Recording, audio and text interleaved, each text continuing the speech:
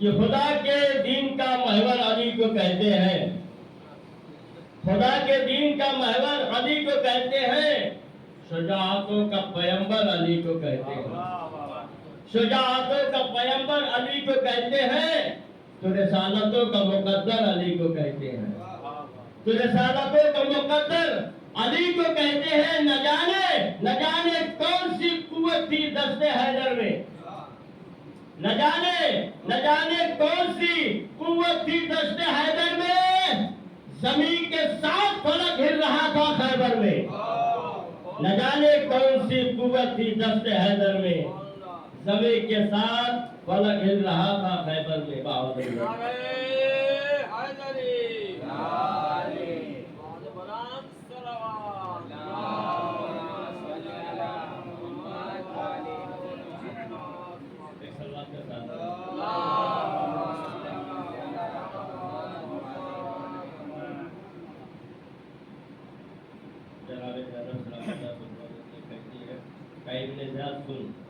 کہ تاریخ مرے گی تیرے چہرے پہ سیاہی،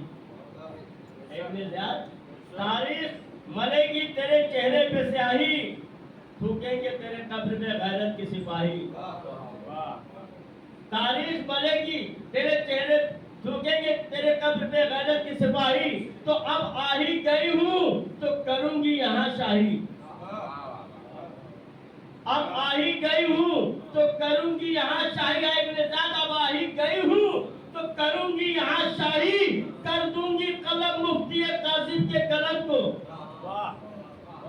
کر دوں گی قلم مفتی قاسم کے قلم کو، گھر گھر پہ لگا دوں گی میں غازی کے علم کو، کر دوں گی قلم مفتی قاسم کے قلم کو، گھر گھر پہ لگا دوں گی میں غازی کے علم کو۔ باول بلند سلوات۔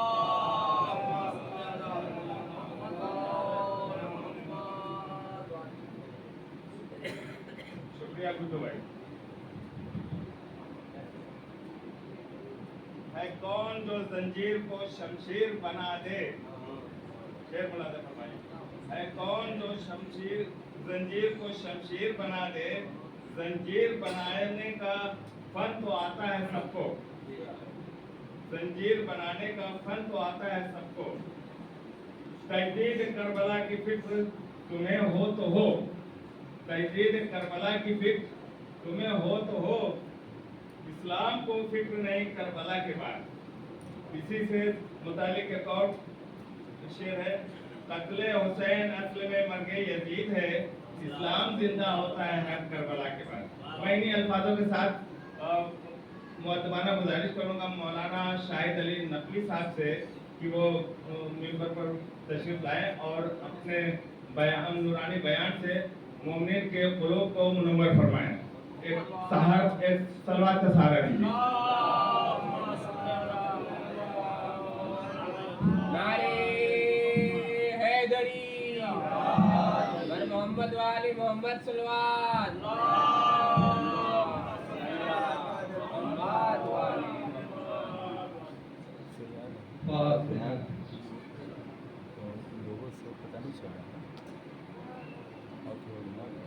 تھوڑا ایسا مطلب مائک ایسا نہ کرو، اس کو اوپر کریے، لوگوں کو تھوڑا ہوتا ہے۔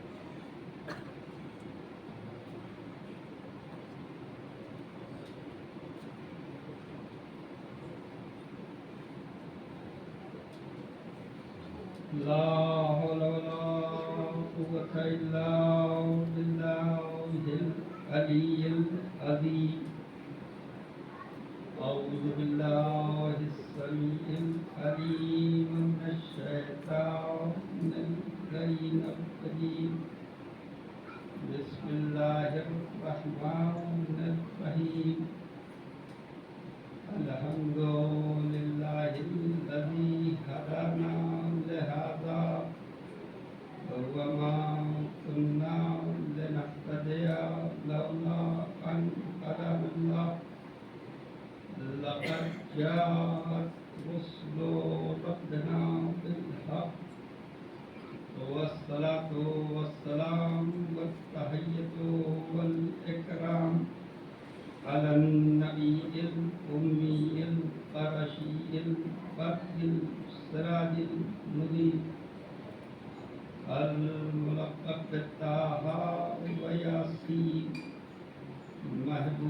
المشرقين والمغربين جد الحسن والحسين أبي القاسم محمد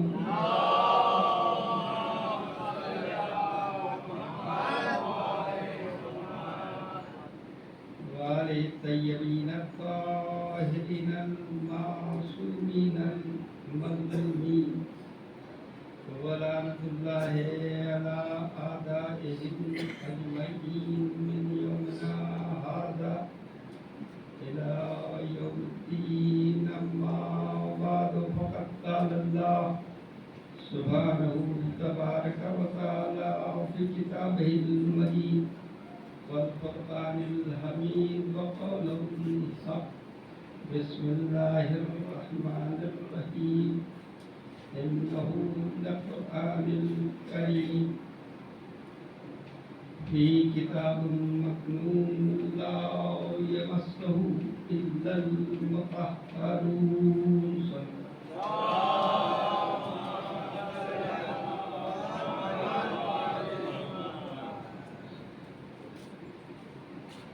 حضرت گرامی، قرآن مجید کی رسالہ کریمہ کے ذہن میں آپ کے سامنے گفتگو جاری و ساری ہے. اس کی چوتھی کڑی آج کی مجلس ہے. انشاءاللہ کل آخری مجلس اپنے وقت میں مقرر ہوگی. تو اس آیت کریمہ میں پروردگار عالم نے ارشاد فرمایا کہ یہ کرامت والا قرآن، یہ عظمت والا قرآن ایک چھپی ہوئی کتاب ہے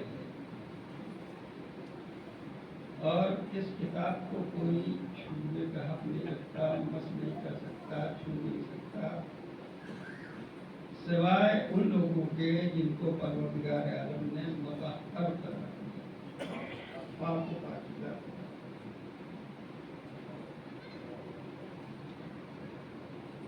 میں نے آپ کے سامنے جو معروضات پیش کیے اس میں کوشش یہ کی کہ آل محمد کے ان فضائل کو ہم آپ کے سامنے رکھ سکیں جو ہماری زندگیوں سے وابستہ ہیں اور ہم کو اس پر عمل پیدا ہونے کی ضرورت ہے. کیونکہ مجلسیں تعمیر کرتی ہیں سماج کو، معاشرے کو، اور مجلسیں ہی بناتی ہیں عبادت شعار. دنیا آج اس بات پر ٹکراتی ہوئی نظر آتی ہے کہ عزاداری افضل ہے یا عبادت افضل ہے. پروردگار عالم نے قرآن مجید میں اس بات کی طرف اشارہ کیا ہے کہ دیکھیے عزاداری وہ ہے، یہ فرش اعضا وہ چیز ہے کہ جہاں نمازی بنائے جاتے ہیں. نمازی بنانے کی ٹریننگ کا نام مجلس ہے، اور جب ٹرینڈ ہو جائے تو وہ مسجد وہ جگہ ہے جہاں نماز پڑھی جاتی ہے. اس کے معنی مجلس ہے اور نماز میں کوئی ٹکراؤ نہیں ہے، یہ دونوں ہیں. ایسا نہیں کہ مجلس افضل ہے اور نماز سبک ہے، نماز افضل ہے مجلس سبک ہے، ایسا نہیں. میں اگر آپ سے پوچھوں کہ یہ بتائیے کہ نماز افضل ہے یا وضو افضل ہے؟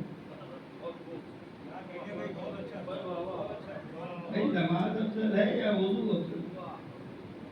تو اب آپ کا جواب ہے. اب آپ کہہ دیں کہ نماز ہم پڑھ دیں گے بغیر وضو کے، نہیں ہو سکتا. وضو کر لے نماز نہ پڑھے تو اس وضو کا کوئی فائدہ نہیں. اس کے معنی دونوں چیزیں ضروری ہیں، واجب ہیں. بغیر وضو کے نماز نہیں ہو سکتی، اور وضو بیکار ہے، وہ تو ہاتھ پیر کا دھونا ہے اگر نماز نہ پڑھی جائے.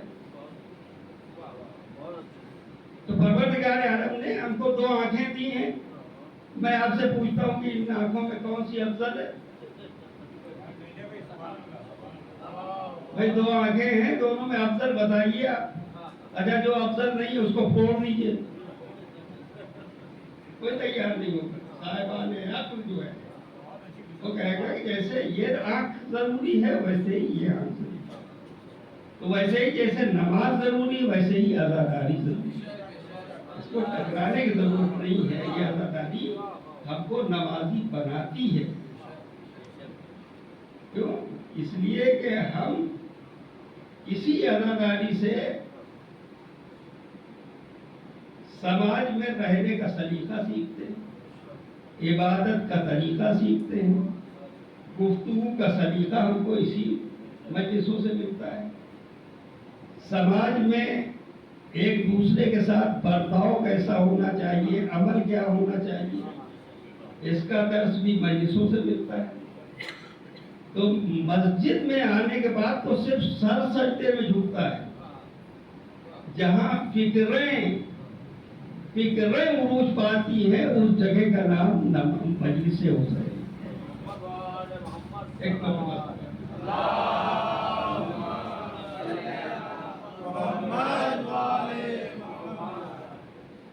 اس سلسلے میں آپ کے سامنے یہ بات عرض کروں کہ دیکھیے نماز، روزہ، حج، زکوٰۃ یہ ارکان دین میں سے ہیں، رکن دین ہے.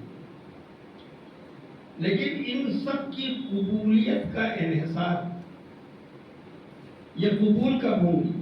نمازیں ہماری کب قابل قبول ہوں، روزے ہمارے کب قابل قبول ہوں. دیکھیے ان نمازوں میں، ان احکام الہی میں فضیلت جو ہے وہ کتنی ہے. نماز، روزہ، حج، زکوٰۃ، مجلس سمیت دے لیجیے.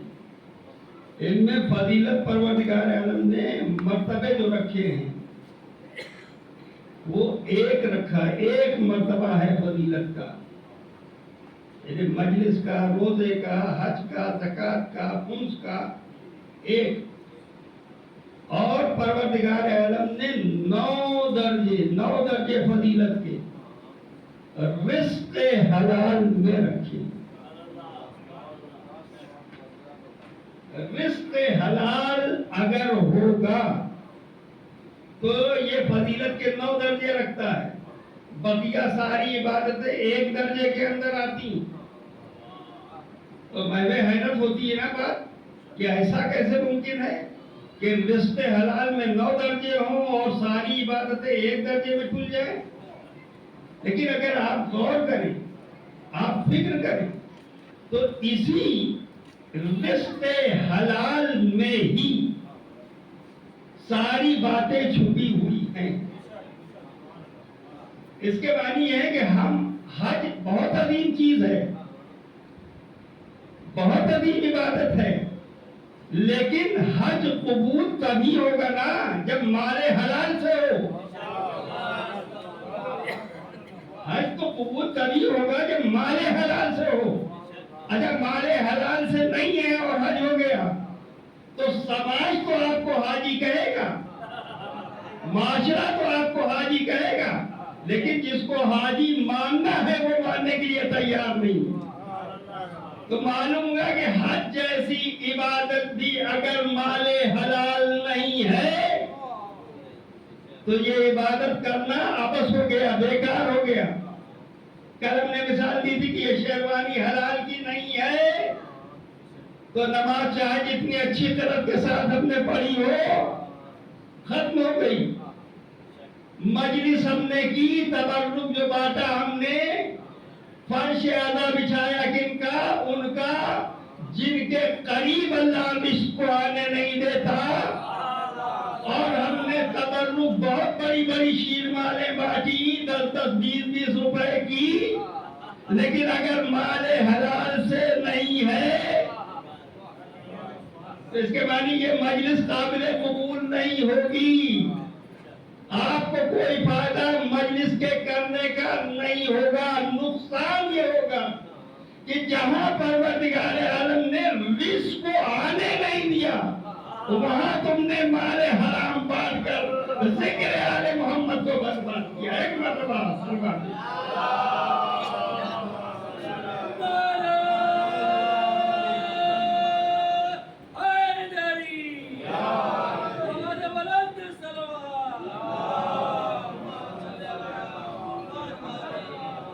دیکھیے، یہ کڑوی باتیں ضرور ہیں، کڑوی ضرور لگ سکتی ہے، لیکن ضرورت ہے کہ اس کو پہنچایا جائے، بتایا جائے۔ اگر یہ بات نہیں پہنچے گی تو مسئلہ حل نہیں۔ ورنہ آج کی دنیا تو یہ ہے، میں اکثر یہ بات کہتا ہوں مجلسوں میں، کہ آج کی دنیا تو یہ ہے کہ کہنے والے یہ کہتے ہیں کہ جیب میں ہو پیسہ، ہو چاہے جیسا۔ پیسہ ہونا چاہیے جیسا ہو، اور سماج اور معاشرہ بھی آج وہی ہے۔ جھک کر سلام اسی کو کیا جاتا ہے جو بڑی گاڑی سے اتر رہا ہو، سلام اسی کو کیا جاتا ہے۔ تو اس کے معنی یہ ہے کہ معاشرے کا چال چلن یہ ہے کہ ہم تو ظاہری دیکھتے ہیں، ہم پیچھے نہیں دیکھ پاتے۔ اچھا، ہم لعنت بھیجتے ہیں کس پر؟ دیکھیے، ہم لعنت کے قائل ہیں، یقیناً دشمنان اہل بیت پر بے شمار لعنتیں ہوں، لیکن لعنت کا تعلق زبان سے نہیں ہے، لعنت کا تعلق عمل سے ہے۔ یعنی لعنت کے معنی ہے بیزاری کے، یعنی جس عمل پر ہم یہ سوچ رہے ہیں کہ اس پر لعنت بھیجی جائے، وہ عمل ہمارے اندر خود نہ ہو۔ اگر ہم لعنت بھیج رہے ہیں غاصب پر لعنت، غصب کرنے والے پر لعنت، تو یقیناً ان پر لعنت تو اللہ کی طرف سے ہے، ملائکہ کی طرف سے ہے، ہماری لعنت کے شمار میں ہے۔ لیکن ہم کو لعنت بھیجنے سے پہلے اپنے نفس کا محاسبہ کرنا چاہیے۔ کہیں ایسا تو نہیں ہے کہ ہم ایک باغ کے غاصب پر تو لعنت بھیج رہے ہیں، ہم ایک باغ کے غاصب پر تو لعنت بھیج رہے ہیں، لیکن دن بھر ہم غصب کرتے ہیں۔ دن بھر ہمارا کام یہی ہوتا ہے، جس کی کیا مانی؟ لعنت بھیجیں گے تو الٹ کے ہمارے اوپر آئے گی۔ لعنت ڈھونڈ لیتی ہے مستحق کو، ایسا نہیں کہ لعنت مستحق کو پہچانتی نہیں، خوب پہچانتی ہے۔ اچھا، میں آپ کے سامنے یہ بات مثال کے طور پر کہ 100 روپے کسی کا 500 روپے گر جائے، تو مثال میں دے رہا ہوں، کسی کی طرف اشارہ نہیں ہے، تو جس کا گرا وہ آگے بڑھ گیا، ہم نے دیکھ لیا اور سوچ رہے کہ یہ نکل جائے، تو یہ 500 اپنے ہو جائیں، تو ہماری نیت، ہمارا ایمان کتنا؟ 500 پر ختم ہو گیا، 500 پر چلا گیا۔ تو اب 500 پر جو چلا گیا، کتنا کمزور ایمان ہے؟ اور جس نے 5 کروڑ کی جائیداد پائی ہو، بھائی باتیں فکر چھوٹی تو نہیں تھی، بہت بڑی تھی۔ تو جو بہت بڑی جائیداد پا رہا ہے، اگر اس کا ایمان پھسل گیا تو اس پر تو ہم لعنت بھیج رہے ہیں۔ بھائی ہم یہ نہیں کہتے کہ اس پر لعنت نہیں بھیجنی چاہیے، اس پر بے شمار لعنتیں ہوں، لیکن ہماری ذمہ داری کیا ہے کہ ہمارے اندر وہ عیب نہ ہو۔ اور پروردگار عالم، دیکھیے ہم نے کیا کیا، لعنت کو ہم نے محدود کر دیا۔ اللہ نے لعنت کو محدود نہیں کیا تھا، ہم نے محدود کر دیا. کیسے محدود کر دیا؟ ہم نے گنتیوں میں لعنت کو محدود کیا. فلاں پر فلاں پر فلاں پر ہے نا، گنتیوں میں لعنت کو محدود کر دیا. شخصیتوں پر لعنت کو محدود کر دیا. تو ہمارے نزدیک کیا ہے؟ یہ اپنے آپ کو بچانے کے لیے، اپنے آپ کو بچانے کے لیے ہم نے گنتیوں میں لعنت کو محدود کیا، تاکہ نام لے کے کہیں کہ فلاں پر لعنت ہم بچے رہیں، فلاں پر لعنت ہم بچے رہیں. یہی تو ہے نا. تو محدود کر دیا. لیکن پروردگار عالم نے جب لعنت بھیجی تو اس نے محدود نہیں کیا، اس نے صفات پر لعنت بھیجی، صفتوں پر لعنت بھیجی. اللہ نے کہا لعن اللہ علی الکاذبین، جھوٹوں پر اللہ کی لعنت. لعن اللہ علی الکاذبین، جھوٹوں پر اللہ کی لعنت. لعن اللہ علی الغاصبین، غاصبوں پر اللہ کی لعنت. لعن اللہ علی الظالمین، ظالموں پر اللہ کی لعنت. تو اس کے معنی اللہ نے محدود لعنت کے دائرے کو نہیں کیا. اگر اللہ والی لعنت کے ہم قائل ہوتے تو ڈر کے آج امام بارے تک لعنت کو محدود نہ کرتے، چوراہے پر نکل کے کہتے کہ کاذبوں پر، جھوٹوں پر اللہ کی لعنت ہو، غاصبوں پر اللہ کی لعنت ہو. لیکن ہم نے محدود گنتیوں میں کیا، شخصیتوں میں کیا، تاکہ ہم بچے رہیں. نعرے حیدری، اہل بیت کے دشمنوں پر، شبی خیرہ کے دشمنوں پر، اور محمد والے محمد صلوات. دیکھیں اس میں کسی کو برا ماننے کا حق نہیں ہے. جو بات ہے بالکل صاف صاف ہے کہ قرآن مجید نے بھی لعنت بھیجی، غاصبوں پر ہے، ظالموں پر ہے، منافقوں پر ہے لعنت. تو اس کے معنی جو بھی منافق ہو، جو بھی جھوٹا ہو، جو بھی غاصب ہو، جو بھی کاذب ہو. اب جب اللہ کی لعنت جو ہے وہ بتا رہی ہے کہ ہم نے شخصیتوں پر نہیں بھیجی، اس صفت پر بھیجی. یہ صفت جہاں پائی جائے گی اللہ کی لعنت وہاں پہنچ جائے گی. بھائی جھوٹ چاہے ہم بولیں تو ہم مستحق لعنت، جھوٹ کوئی دوسرا بولے وہ مستحق لعنت.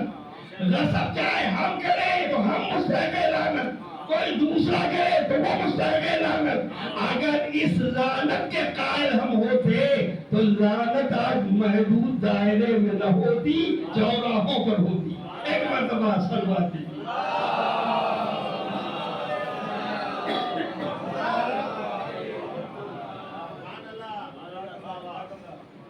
بات ہے کہ اس طرح کی مجلسیں دستک کم پڑھی جاتی ہیں، لیکن میں اس لیے پڑھتا ہوں کہ میں یہ دیکھیں ہوتا کیا ہے.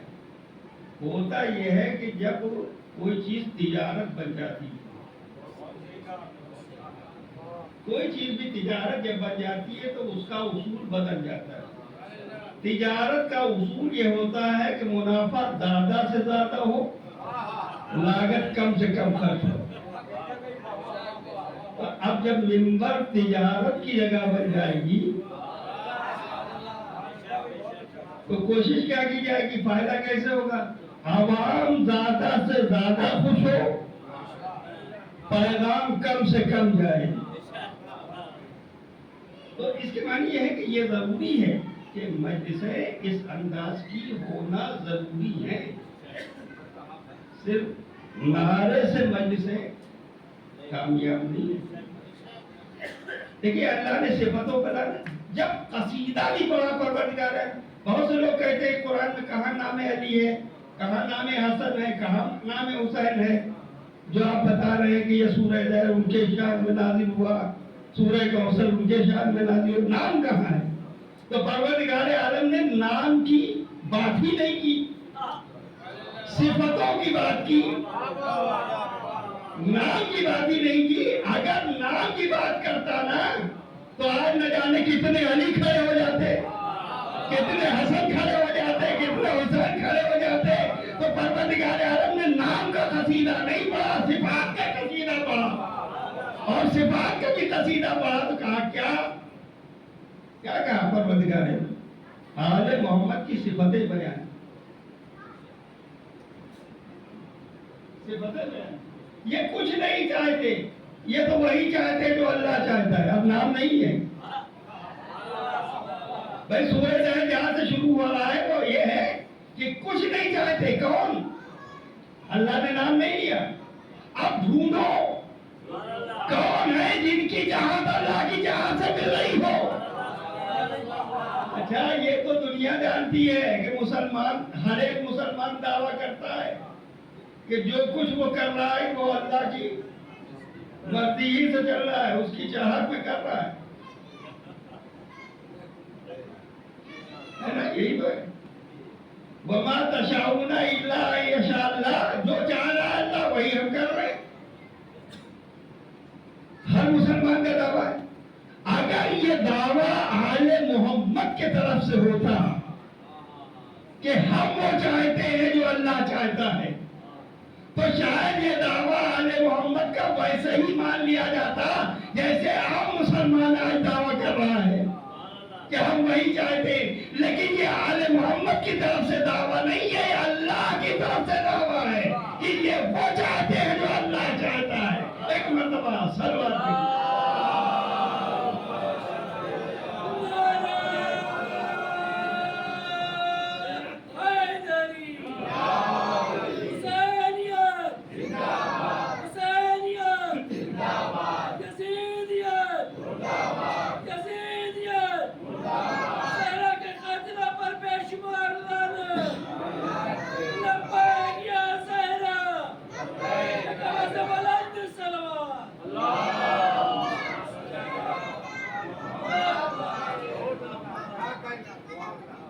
اس کے معنی یہ ہے کہ پروردگار عالم صفتیں بیان کی.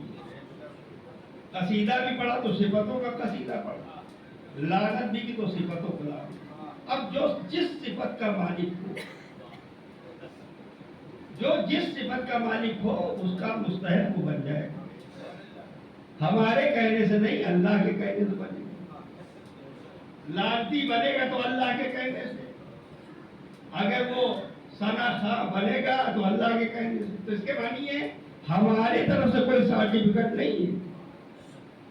دیکھیے قرآن مجید آپ پڑھیے، قرآن مجید میں آپ پورا قرآن مجید پڑھ ڈالیے، کہیں پر بھی آپ دکھائیں کہ اللہ نے کہیں پر یہ لکھا ہو کہ جو نماز نہیں پڑھتا اس کو کیا سزا دی جائے.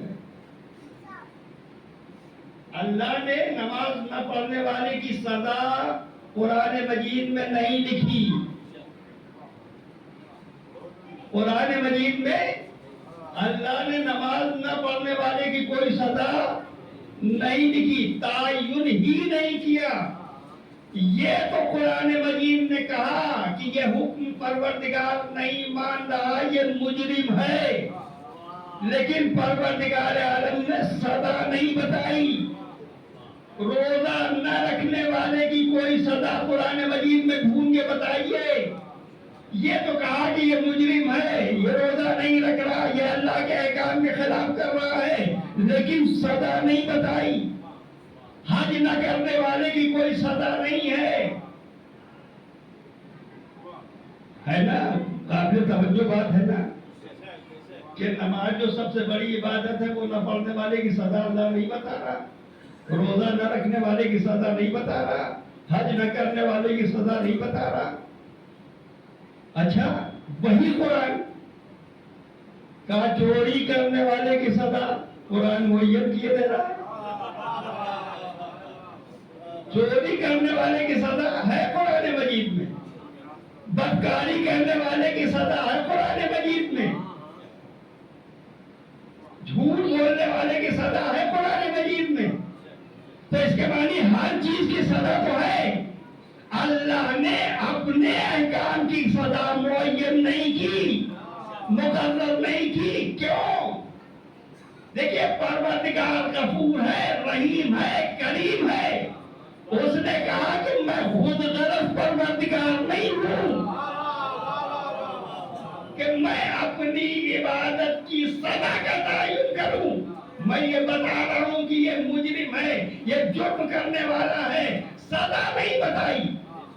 لیکن سماجی جرائم کرنے والے کی سزا، معاشرے کے ساتھ دھوکہ دھڑی کرنے والے کی سزا قرآن مجید نے بتائی. اس کے کیا معنی ہے؟ اس کے معنی پروردگار عالم بتا رہا ہے کہ ہم غفور ہیں، ہم رحیم ہیں، ہم کریم ہیں. ہم چاہیں گے تو ہم اپنی عبادت نہ کرنے کو معاف کر دیں گے. یہ ہمارے اختیار میں ہے. روزہ نہیں رکھا ہم معاف کر دیں گے، یہ ہمارے اختیار میں ہے. لیکن اس سے بڑی بھی سزا دے سکتے ہیں، کیونکہ اللہ نے سزا کا تعین ہی نہیں کیا. سزا دینے پر آئے گا تو بڑی سے بڑی سزا دے سکتا ہے، اور معاف کرنے پر آئے گا تو بڑی سے بڑی سزا کو معاف کر سکتا ہے. پروردگار عالم نے یہی بتایا ہے کہ یاد رکھو، اگر ہم سزا کا تعین کر دیں کہ نماز نہ پڑھنے والے کی سزا یہ ہے، تو کل کا کوئی مومن چاہنے والا، اہل بیت کا ماننے والا نماز کم لے کے بارگاہ الہی میں جائے تو دوسرا کھڑا ہو، پروردگار اس کو سزا کیوں نہیں دے رہا، اس نے اتنی نمازیں نہیں پڑھی. تو پروردگار عالم نے سزا رکھا ہی نہیں، سزا رکھا ہی نہیں. کہا چاہیں گے تو معاف کریں گے، چاہیں گے تو نہ معاف کریں گے. ایک مرتبہ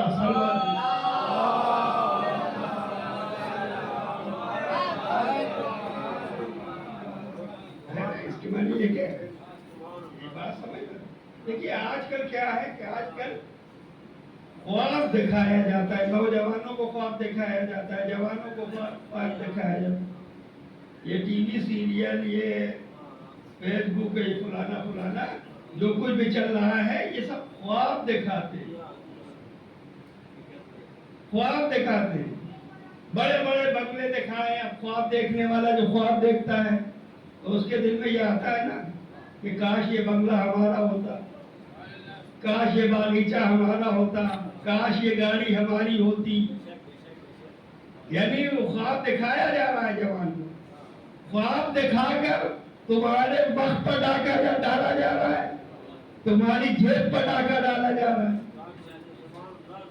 دکھایا جا رہا ہے، بڑے سے بڑا بنگلہ دکھایا، بڑے سے بڑی گاڑی دکھائی، بڑے سے بڑا محل دکھایا، سب کچھ دکھایا.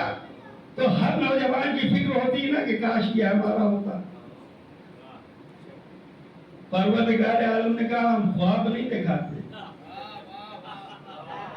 ہم خواب نہیں دکھاتے، ہم حقیقت بیان کرتے ہیں.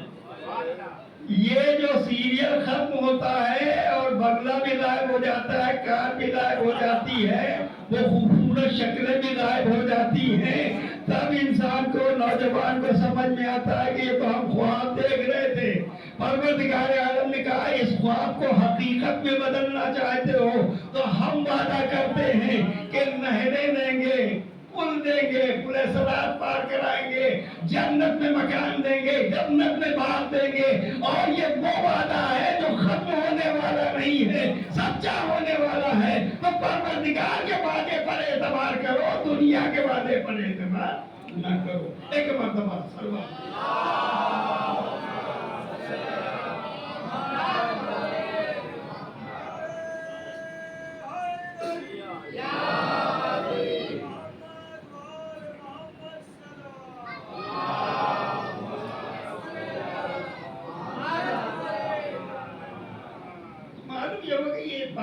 دیکھیے کڑوی میٹھی باتیں اور چیزیں، لیکن ایک حقیقت ہوتی ہے. حقیقت اپنی جگہ پر پائیدار ہوتی ہے، وہ مٹتی ہے.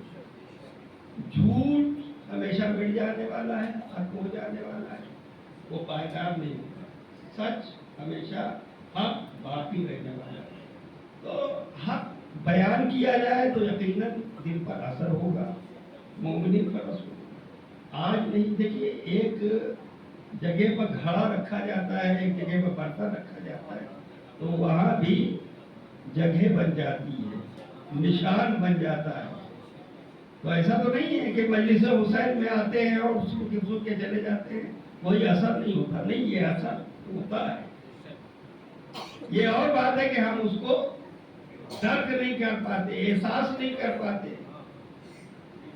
एहसास नहीं कर पाते। और मैं ये बात अर्ज करूं कि देखिए, थोड़ी देर के लिए अगर आप जहाँ हार बिक रहा है, दरगाह में थोड़ी देर के लिए बैठ जाइए, फूल के हार चढ़े हुए हैं, फूल के सेंट लगा हुआ है, इतर लगा हुआ है, थोड़ी देर बैठेंगे ना, तो बैठने के बाद आपके लिबास से खुशबू आएगी, आपके बदन से खुशबू आएगी।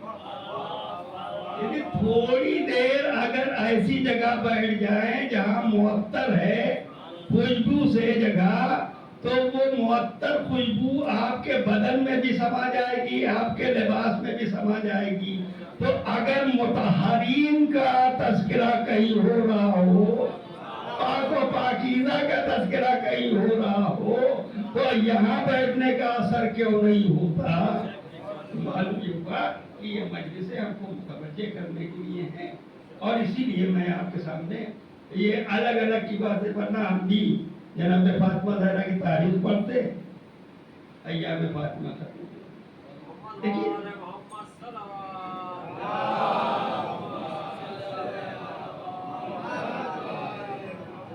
एक रेलगाड़ी पर बैठने से पहले आपको टिकट लेना पड़ता है कि नहीं?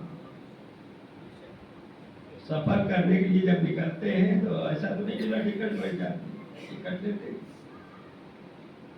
तो अब जाहिर सी बात है कि टिकट जब लेंगे तब आपका सफर जायज होगा, वरना सफर। अच्छा, यहाँ मान लीजिए टीटी की निगाह से छूट गए, वहां पे पकड़े जाएंगे। तो मालूम ये हुआ कि किसी मामूली से सफर के लिए भी कुछ तैयारी करना पड़ती है। तो हमको सफर आखिरत करना है, तो उसकी तैयारी क्या है? उसकी तैयारी क्या है? उस सफर आखिरत में सामान क्या होगा?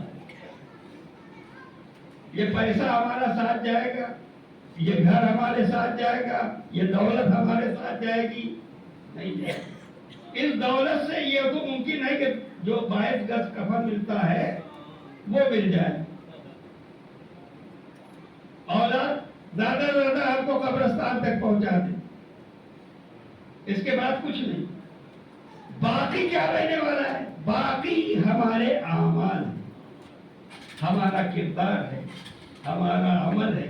तो इसके मानी है कि जो बाकी रहने वाला है उसको हासिल करने की जरूरत है, और इससे बेहतर कोई जरिया नहीं है जिसको हम मजलिसे हुसैन कहते हैं। इससे बेहतर कोई जरिया है ही नहीं। और इसीलिए परवरदिगार आलम ने, देखिए, कुरान मजीद की जिस आयत को हमने पेश किया कि इस कुरान मजीद को अल्लाह ने छुपी हुई किताब में रखा है। ये छिपी हुई किताब कोई और नहीं है, आले मोहम्मद का नाम है। वो कुरान हकीकी आले मोहम्मद है जिसको परवरदिगार आलम ने छुपा के रखा है। उन्हीं के किरदार की रोशनी से हम अपने दिलों को मुनव्वर करेंगे। देखिए, ये वो हस्तियां हैं जो नूर से पैदा की गई, हम खाक से पैदा किए गए, हमारा उनका कोई मुकाबला नहीं है। ये उनका करम है कि नूरी होने के बाद भी पैकरे बशरी में इस दुनिया में आए। हमारे लिए उन्होंने इस दुनिया में आना बर्दाश्त किया ताकि हमको इस लायक बना सकें कि हम वहां पहुंच सकें उसकी बारगाह में। तो जाहिर बात है कि वो नूरी है, हम खाकी। और नूर का मसला बड़ा टेढ़ा है। मैं आपसे अर्ज करूं कि देखिए, हाथ है हमारा है, पैर हमारा है, ये जिस्म हमारा है ना? तो یہ ہاتھ کا بھی اقتدار کتنا ہے، اختیار کتنا ہے، محدود ہے. ہم کوئی چیز ہاتھ سے بڑھا کر اٹھانا چاہیں تو کتنی دور کی چیز ہم اٹھا سکتے ہیں؟ 1 گز، زیادہ سے زیادہ 1 گز سے زیادہ اس ہاتھ کا اختیار نہیں ہے. ہم منزل طے کرنا چاہتے ہیں تو یہ قدم کتنی دور منزل طے کر سکتا ہے؟ بہت زیادہ کتنا نہیں، 1 میٹر سمجھ لیجیے، اگر بہت لمبے ٹانگ ہیں ہمارے 1 میٹر، تو اس پیر کی کا اختیار کتنا ہے؟ 1 میٹر. یہ زبان ہے، زبان کا اختیار کتنا ہے؟ یہ بھی محدود ہے. یہ جو زبان سے نکلنے والے الفاظ ہیں یہ بھی محدود ہے. یہ کان سے سنی جانے والی سماعت جو ہے یہ بھی محدود ہے. اگر محدود نہ ہو تو یہ مائک کیوں لگایا گیا؟ معلوم یہ ہوا کہ یہ زبان سے نکلے ہوئے جملے ایسا نہیں کہ سب تک پہنچ جائیں، تو اس لیے سہارا لیا گیا اس مائک کا. کیوں مائک کا سہارا لیا گیا؟ تاکہ ہماری آواز دور تک جائے. تو اس کے معنی ہاتھ کا دائرہ اختیار محدود، پیر کا دائرہ اختیار محدود، زبان کا دائرہ اختیار محدود، کان کا دائرہ اختیار محدود. لیکن اسی جسم میں پروردگار عالم نے ایک شے رکھی جس کو نور سے مشتق کیا. وہ نور سے جو مشتق ہونے والی شے کیا ہے؟ جس میں کہا وہ آنکھ ہے. آنکھ ہے، آنکھ ہے.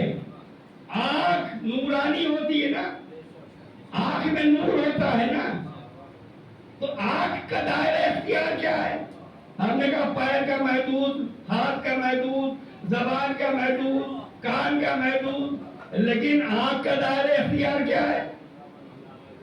جو چیز نور سے مشتق کی گئی ہے اس کو پروردگار عالم نے اختیار بھی لامحدود دیا. اختیار لامحدود سمجھنا چاہتے ہیں تو دیکھیے 1 سیکنڈ میں آپ فرش ادا کو بیٹھے بیٹھے ایک مرتبہ آسمان کی طرف آپ نے دیکھا. اب یہ آنکھ سیر کر رہی ہے، تارے دیکھ رہی ہے، آسمان دیکھ رہی ہے، چاند دیکھ رہی ہے، سورج دیکھ رہی ہے، اور ایک ہی لمحے میں آپ نے سر جھکایا. پھر آپ فرش پر یعنی ذرہ برابر دیر نہیں ہوئی. کتنا بڑا اختیار ہے کہ منٹوں میں، لمحوں میں سیر کرے آسمان کی، اور منٹوں اور لمحوں میں پلٹ کر زمین پر آ جائے. تو اس کو مسلمان ماننے کے لیے تیار. حالانکہ یہ نور جو ہے آنکھ میں، یہ نور ناقص نور ہے. اگر یہ ناقص نہ ہو تو یہ لائٹ جل رہی اس لیے ہم آپ کو دیکھ رہے ہیں، یہ روشنی ہے اس لیے ہم آپ کو دیکھ رہے ہیں. لائٹ ابھی چلی جائے تو اس کا نقص یہ بتائے گا کہ اب نہیں دیکھ پا رہی. تو اس کے معنی جو ناقص نور ہے اس کا تو اختیار اتنا ہو کہ لمحوں میں فلک پڑ جائے اور لمحوں میں واپس آ جائے. تو جو کامل نور ہوگا وہ معراج کی منزل پر جائے گا بھی، پلٹ کے آئے گا بھی. ایک مرتبہ سلام.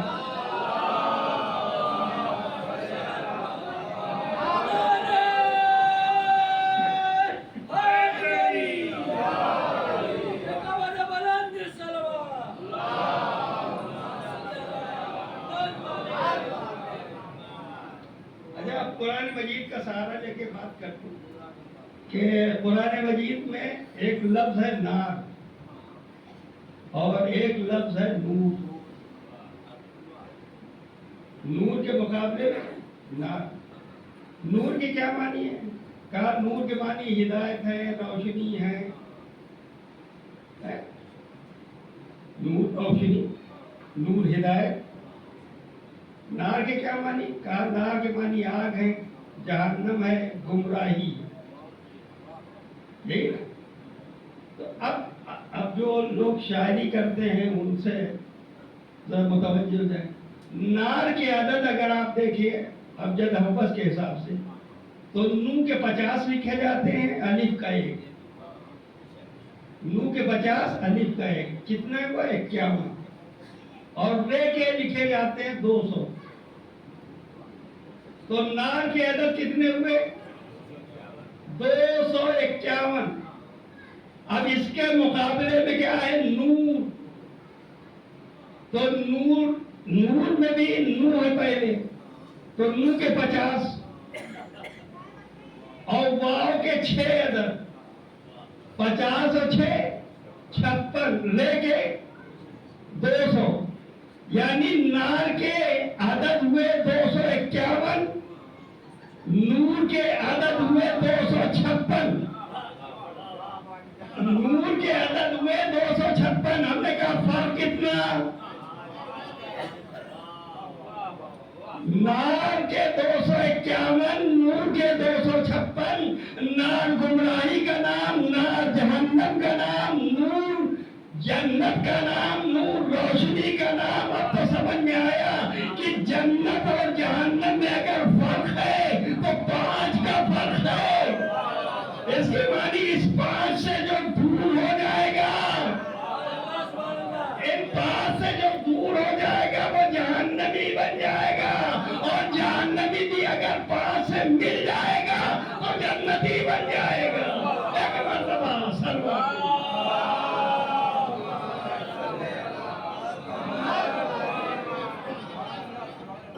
اب میں پھر مثال وہی دے دوں بچوں کی کہ ہر شب عاشور تک کیا تھا، ناری تھا کہ نوری تھا، ناری تھا نا۔ صبح آیا تو کس سے ملا، نور سے ملا، تو کیا ہوا، اس کے معنی نوری اور ناری، یعنی جو نار میں تھا ایک لمحے میں نوری بنا۔ اور یاد رکھیے حسین جان پنجتن کا نام ہے، حسین جان پنجتن۔ اسی لیے میں اب وہ بیان نہیں کرنا چاہتا تھا، لیکن بات آ گئی تو آپ نے دیکھا خواجہ معین الدین چشتی نے 4 مصرے جو لکھے نا، 4 مصرے لکھے، تو 4 مصرے میں دین است حسین، دی پناست حسین، ہے نا، یہ 2 مرتبہ امام حسین کا نام آیا۔ یہ 4 مصروں میں خواجہ معین الدین چشتی نے 5 مرتبہ حسین کا نام لیا۔ شاہست حسین، بادشاہست حسین، دینست حسین، دی پناست حسین، سردار نداد دست یزید، حقا کی بنائے لا الہ است حسین۔ اس کے معنی 4 مصروں میں 5 مرتبہ امام حسین کا نام لیا۔ یہ عرفان ہے خواجہ کی کہ بتا رہے ہیں کہ حسین جان پنجتن کا نام ہے، 5 مرتبہ 4 مصروں میں نام لیا۔ لیکن اب عرفان کی انتہا یہ ہو گئی کہ تیسرے مصرے میں جس میں یزید نجس کا نام آیا، تیسرے مصرے میں جس میں یزید نجس کا نام آیا، اس میں خواجہ نے نام حسین نہیں لیا۔ اس کے معنی خواجہ بتا رہے ہیں کہ یزید عین نجاست کا نام ہے، حسین عین طہارت کا نام ہے۔ ایک مرتبہ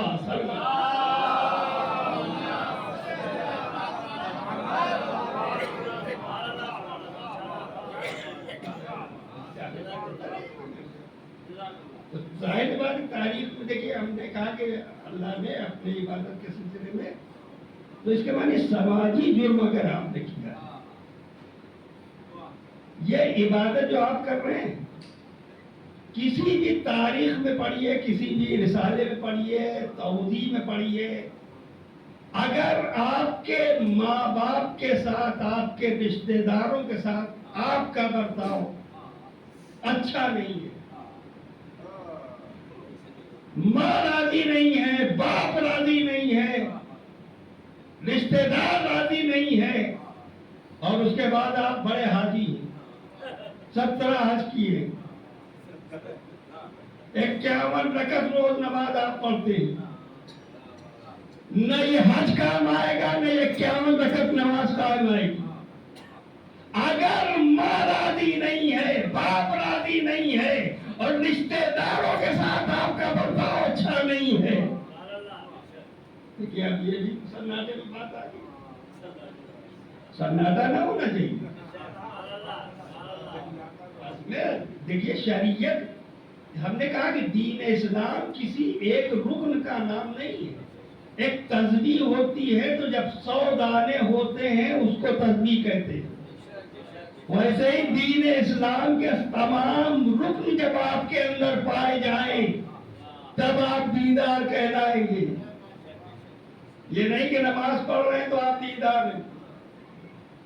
دیکھیے پروردگار عالم نے ماں باپ کے ساتھ اگر معاملہ صحیح نہیں ہے تو اللہ کہتا ہے کہ تمہاری گردن ٹیڑھی ہو جائے نماز پڑھتے پڑھتے، اللہ قبول نہیں کرے گا، گردن ٹیڑھی ہو جائے۔ زکات پہاڑ کے برابر دو، اللہ قبول نہیں کرے گا۔ کیوں؟ دیکھیے پروردگار عالم نے، اب معاملہ کیا ہے؟ معاملہ یہ ہے کہ پروردگار عالم نے کہا کہ جن کو ہم نے تمہارے وجود کا ذریعہ بنایا، تمہارا وجود جن سے ہم نے قائم کیا وہ وسیلہ بنے ہمارا، تو اس کے معنی اگر ظاہری وجود کا وسیلہ بن جائے، پروردگار کہہ رہا ہے کہ یہ ماں باپ تمہارے ظاہری وجود کا وسیلہ ہے، تو اب ان کو ناراض اگر کر کے آؤ گے تو ہم تمہاری عبادت قبول نہیں کریں گے، تمہارے روزے قبول نہیں کریں گے، تمہارا حج قبول نہیں کریں گے۔ یہ کون سے وسیلے ہیں؟ ہماری جیسے خطا کار باپ، ہمارے جیسے خطا کار والدین، ہے نا؟ اگر ہم جیسے خطا کاروں کے ساتھ ان کا برتاؤ اچھا نہیں ہے تو پروردگار عالم کہتا ہے کہ تمہاری نماز قبول نہیں ہوگی۔ تو اب جس نے فاطمہ کو ناراض کیا ہوگا، جس نے فاطمہ کو ستایا ہوگا، اس کی عبادت کب قابل قبول ہوگی؟ تو اب فاطمہ زہرا اگر دنیا میں آئی ہیں تو امتحان ہے، اور اسی لیے میں آپ کے سامنے یہ بات عرض کر رہا ہوں کہ یاد رکھیے کہ جناب فاطمہ زہرا کون ہے؟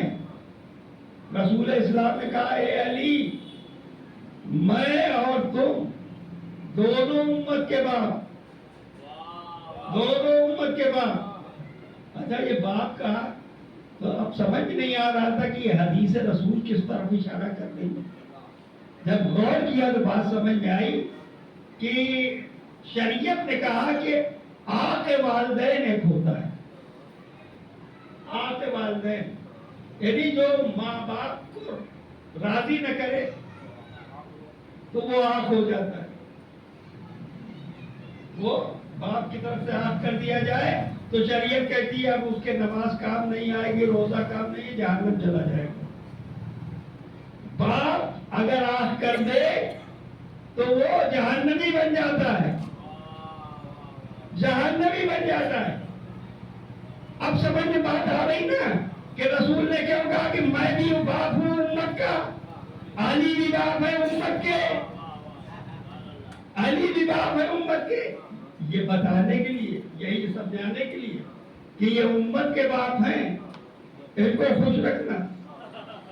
اگر یہ ناراض، دیکھیں ماں باپ جب اس سے پہلے جب ہوتا تھا آپ کے بعد میں تو ہم یہ سمجھتے تھے کہ آپ اس کو کہتے ہیں کہ اشتہار میں دیتے ہیں کہ اب ہمارا فلاں بیٹے سے کوئی تعلق نہیں رکھا، میں نے آف کر دیا، ریڈیو پہ آتا تھا کہ اس کو آف کر دیا۔ شریعت کہتی ہے اس کے کہنے کی ضرورت نہیں ہے، یہ اعلان کرنے کی ضرورت نہیں ہے، ہو گیا ادھر ماں باپ کی نافرمانی کی اور ماں باپ کو اذیت پہنچائی، شریعت نے کہا یہ آنکھ ہو گیا، تو اب تو سمجھ میں آیا کہ اب علی کو اعلان کرنے کی ضرورت نہیں ہے کہ علی کس سے ناراض ہے۔ شریعت نے کہا یہ آنکھ ہو گیا، جب آنکھ ہو گیا تو جہنمی ہو گیا۔ ایک مرتبہ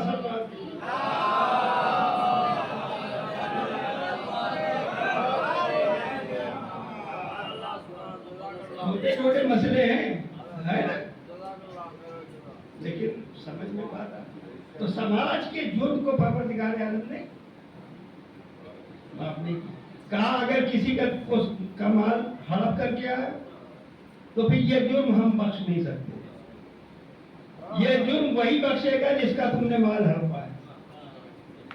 کسی کو ستایا تو یہ جرم وہی بخشے گا جس کو ستایا۔ یعنی اللہ اپنی عبادتوں کے سلسلے میں تو رحمان ہو جائے گا، کریم ہو جائے گا، غفار ہو جائے گا، لیکن اگر سماج کو ستا کے آئے ہو، معاشرے کو ستا کے آئے ہو تو یاد رکھو یہ جرم اللہ معاف نہیں کرے گا۔ کیوں؟ اللہ نے کہا یہ بندے کا اختیار ہے کہ وہ معاف کر دے تو ہم بھی معاف کر دیں گے۔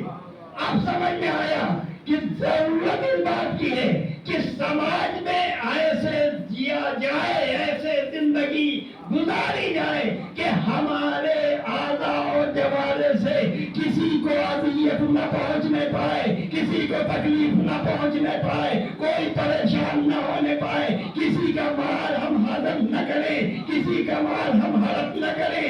تو یہ اگر سادی زندگی لے کے جاؤ گے، اب نماز کم رہ گئی، روزہ کم رہ گیا، حج نہیں کیا، اللہ نے کہا ہم غفور ہیں، ہم رحیم ہیں، ہم کریم ہیں، ہم بخشیں گے۔ ایک مرتبہ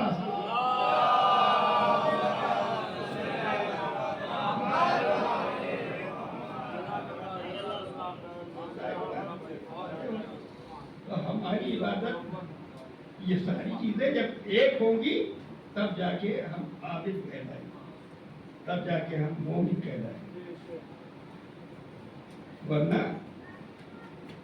مسئلہ جہاں کے تہاں بیٹھے جیسے مجلس سنی چلے گئے، دنیا چلی جائے گی، ہم بھی چلے جائیں گے۔ لیکن ان مجلسوں سے اگر ایک لفظ، ایک بات بھی ہمارے کام کی، ہمارے کام آ جائے، آپ کے کام آ جائے تو یہ مجلس کہلائے گی۔ میں یہ سمجھتا ہوں، ورنہ سیرت آل محمد کا سننے کا فائدہ کیا ہے؟ قرآن مجید کے پڑھنے کا فائدہ کیا ہے؟ دین اسلام کی گفتگو کرنے کا فائدہ کیا ہے؟ صرف ہم زبان سے گفتگو کریں کہ ہم اسلام والے ہیں، مومن ہیں، شیعہ ہیں، ہم امام کے چاہنے والے ہیں، جس سے کوئی فائدہ نہیں۔ بھائی امام کے چاہنے والے ہو تو امام جیسا کوئی کارنامہ کر کے دکھاؤ۔ اچھا ویسا نہ صحیح، اس سے ملتا جلتا کچھ کر کے دکھاؤ، چھوٹا موٹا کر کے دکھاؤ۔ اس کے معنی یہ کہ عمل کی دعوت دے، ہم عمل کی طرف راغب ہوں۔ اگر یہ چاہتے ہیں کہ ہماری زندگیاں بہتر ہوں، اگر ہم یہ چاہتے ہیں کہ اہل بیت ہم سے خوش ہوں، تو ہماری ذمہ داری بنتی ہے کہ مجلس میں صرف شرکت نہ ہو، مجلس میں ہم دل کی حاضری کے ساتھ بیٹھیں، فکر کی حاضری کے ساتھ بیٹھیں، دل و دماغ میں حسین ہو، علی ہو، فاطمہ ہو، حسن ہو، محمد ہو، اللہ ہو، تب مجلس میں آنے کا مزہ کچھ اور ہے۔ اگر دل میں تبرک ہے، دل میں ٹیک کی بریانی ہے، دل میں شیرمال ہے، دل میں کچھ اور ہے کہ ہم انجمن میں آئے ہیں، ہم ماتم کرنے والے ہیں، اور اس میں کمپٹیشن یہ ہے کہ ہماری انجمن، ہمارا مولوی، ہماری مجلس، یہ ہم اگر لے کر آئے ہیں تو اس مجلس سے کوئی فائدہ نہیں ہوگا۔ کیونکہ آج مسئلہ یہی ہے، دیکھیے ہوتا کیا ہے، ہم نے مجلس کی تو ہم یہ چاہتے ہیں کہ سارا مجمع آ جائے، ہے کہ نہیں؟ کوشش کرتے ہیں کہ زیادہ سے زیادہ مجمع آ جائے. تو یہ ہماری مجلس، ہماری مجلس ہے تو پورا ممرہ آنا چاہیے. ایسی میں خوش ہے. دیکھیے محبت دو طرح کی ہوتی ہے. ایک ہوتی ہے اپنی محبت، اپنی والی محبت، اور ایک ہوتی ہے حسین والی محبت. اب اگر غور کریں تو بات ختم ہو جائے گی. ایک ہوتی اپنی ہونے کے ناطے محبت، جیسے مثال میں دے دوں، اپنی اولاد سے ہم کو محبت ہے، اپنی جائیداد سے ہم کو محبت ہے، اپنی املاک سے ہم کو محبت ہے، اپنے محلے سے ہم کو محبت ہے، اپنے رشتہ داروں سے محبت ہے. تو یہ ساری محبتیں کیوں ہیں؟ کیونکہ ہماری ہیں. یہ ساری محبت کس لیے ہے؟ کہ یہ ہماری اولاد ہے، یہ ہماری جائیداد ہے، یہ ہماری املاک ہے، یہ ہماری مجلس ہے. یعنی مجلس سے محبت ہے لیکن کس لیے؟ ہماری ہے. تو یہ ہماری والی محبت ہے. ہماری والی محبت میں یہ ہوتا ہے کہ ہماری ہو جائے، ہماری ہو جائے، اب دوسری ہو یا نہ ہو. تو اس کے معنی یہ محبت جو مجلس سے ہے یہ اپنی والی محبت ہے، حسین کی مجلس والی محبت نہیں ہے. حسین کی مجلس سے اگر محبت ہو تو چاہے وہ سبحانہ میں ہو، چاہے وہ قبرستان میں ہو، چاہے وہ مدرسے میں ہو، کہیں ہو رہی ہے تو وہ مجلس حسین ہے. لہذا ہم کو جانا ہے. ایک مرتبہ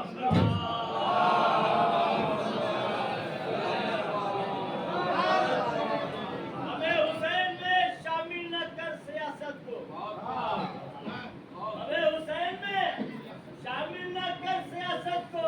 1000 بار کہا ہے، مزید کہہ دیں گے. ہمیں حسین میں شامل نہ کر سیاست کو، 1000 بار کہا ہے، مزید کہہ دیں گے. کسی ہوا نے الٹ دی اگر نقاب تیری، کسی ہوا نے الٹ دی اگر نقاب تیری، تو تجھ کو دیکھنے والے یزید کہے گا حیدری.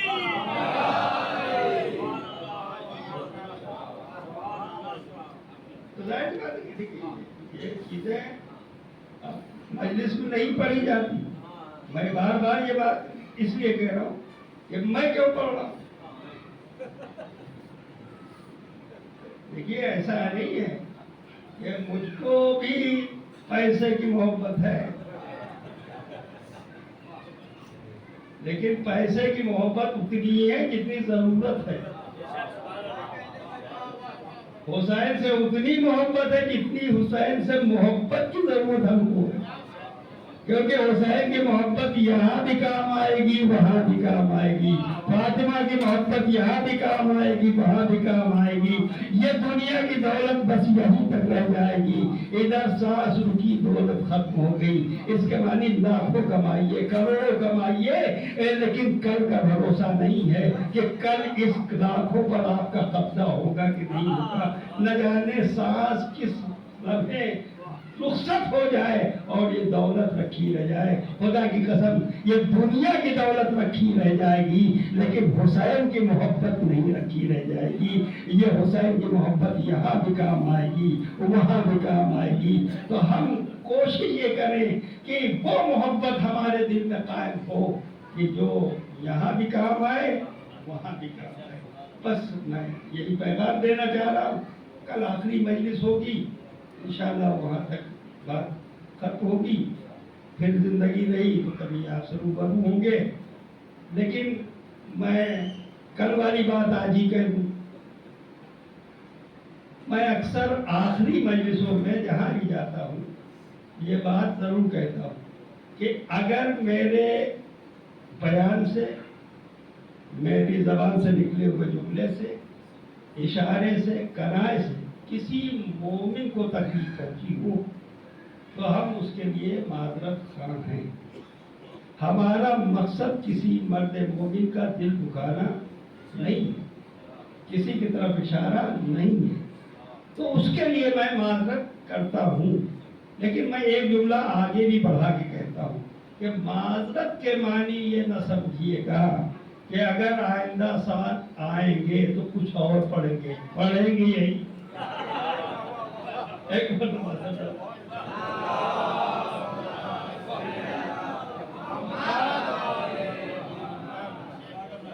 यही है, जाहिर बात है कि अगर पूछती है कि हमारा इरादा ही नहीं किसी मर्द मोमिन की तरफ इशारा करना। जाहिर सी बात है कि जो फातिमा का चाहने वाला हो, जो हसन का चाहने वाला हो, सही उसके दिल को दुखाना मोमिन की कद्र काबे के बराबर बताई। मोमिन को दुखाना, जलील करना, ये गोया खाने काबा की भी होगी। तो खुदा न करे कि ये जुर्म हमसे सादी। लेकिन मैं जो पैगाम देता हूँ वो इसी तरह से कि अच्छा लगे तो दुआ में याद रखिएगा, खराब लगे तो माफ करने की कोशिश करिएगा। एक मरतबा सलमान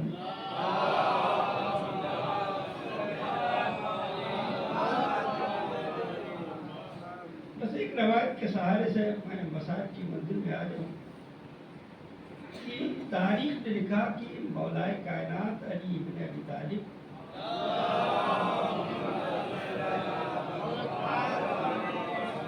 बाहर से घर में जब दाखिल हुए तो आपने अजीब मंजर देखा कि फातिमा ज़हरा मुसल्ले पर इबादत अंजाम दे रही, नमाज पढ़। मौला फातिमा की इबादत को गौर से देखने लगे, लेकिन अली को उस वक्त बड़ा ताज्जुब हुआ कि जब फातिमा तकबीर के लिए हाथ उठाती है ना तो एक हाथ फातिमा का उठता है और एक हाथ पसली पर है। ये मंजर देखना था कि अली आंखों में आंसू भरे इंतजार करने लगे कि फातिमा की इबादत खत्म हो। तो फातिमा से पूछे, फातिमा ये क्या बात है कि आपका दोनों हाथ नहीं उठ रहा? पता की कसम जनाब फातिमा ने सलाम फेरा, अली करीब पहुंचे। फातिमा, मैंने ये मंजर देखा कि आपका एक हाथ तकबीर के लिए उठा, दूसरा हाथ नहीं उठा। अदादारों ये सुनना था कि फातिमा कहती है, अबुल हसन, अरे क्या आपने देख लिया? हाँ, मेरी तस्वीर टूट गई। अदादारों, तारीख लिखती है कि मौलाए कायनात अली इब्न अबी तालिब ने गिरिया किया, बैन किए, और खुदा की कसम ये मसाइब अली इब्न अबी तालिब के लिए कम न थे कि फातिमा ज़हरा की पसली टूट जाए अली के होते हुए। बस अदादारों मजलिस को मैंने तमाम कर दिया। तारीख लिखती है कि इमाम हसन अलैहिस्सलाम एक जाकिर के ख्वाब में आए और आने के बाद कहते हैं कि ये जाकिर हुसैन, तू मेरे मसाइब नहीं पढ़ता। इमाम हसन कह रहे कि तू मेरे मसाइब नहीं पढ़ता। उस जाकिर ने हाथों को जोड़ा, मौला मैंने आपके मसाइब पाए। कहा क्या पढ़ता है? कहा मैंने अक्सर पढ़ा है कि वाहिद जनाजा है आपका, कि तारीख में लिखा है कि 2 मरतबा घर से निकला, वो आपका जनाजा है। हमने ये भी पढ़ा कि वाहिद जनाजा है आपका कि जिस पर 3 बारानी की गई। इमाम हसन ने कहा असल मसाइब तुमने मेरे नहीं पढ़े। उसने कहा मौला वो असल मसाइब क्या है? इमाम हसन कहते हैं मेरा असल मसाइब ये है कि हम और हुसैन छोटे थे, मेरी माँ चलते हुए दरवाजे के बीच में अरे फिर रही थी। हम दोनों भाई इतने छोटे थे, कोशिश करने के बाद भी माँ को दरवाजे से न निकाल सके। हाय मौजिल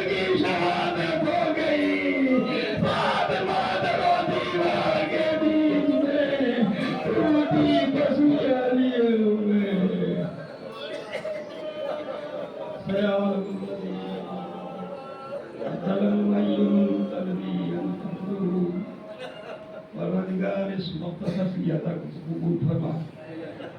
जुमला मोमिनीन मोमिनात की गुनाह कबीरा और सगीरा हम सबको अमल खैर की तौफीक अता फरमाए। परवरदिगार हम सबको सच्चा हुसैनी बना। परवरदिगार जैसा तू चाहता वैसा परवरदिगार इमाम का दहूद जन्नत दे और हम सबको उनके अवाम इंसान में शामिल कर। आमीन या रब्बुल आलमीन।